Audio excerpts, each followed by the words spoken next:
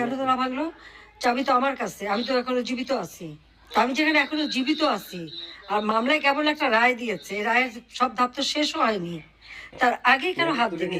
এটা তো doctor Mohammad ইউনূসের bank ডাকাতি, সে লোক দিয়ে ব্যাংক ডাকাতি করছে, সেখান থেকে সব সোনা দানা বের করে এত ভরি, আমরা হ্যাঁ ভরি তো থাকবেই। সেখানে আমার দাদি, নানি, আমার মা, কামালের বিয়ে হয়েছে কামালের বউয়ের গহনা, জামালের বউয়ের গহনা, এমনকি পুতুলের বিয়ের পরে তার কিছু গহনা সবই তো ওখানে রাখা ছিল। আমাদের তো ছিল গহনা, আমরা তো অস্বীকার করি না, কিন্তু লকার ভেঙে সেগুলো বের করে এখন দেখানো, মানে তাদের কথা ভাবখান যেন প্রধানমন্ত্রী হওয়ার পরে আমি সব ওখানে রেখেছি। আমি চ্যালেঞ্জ দিচ্ছি যে প্রধানমন্ত্রী হওয়ার পরে কবে আমি অগ্রণী ব্যাংকে যে লকার খুলে এসেছি আর জিনিস রেখে এসেছি, সেই লগবুক বের করা হোক, দেখা হোক। আমার তো মনে পড়ে না যে আমি 96 সালে প্রধানমন্ত্রী হয়েছে প্রথম।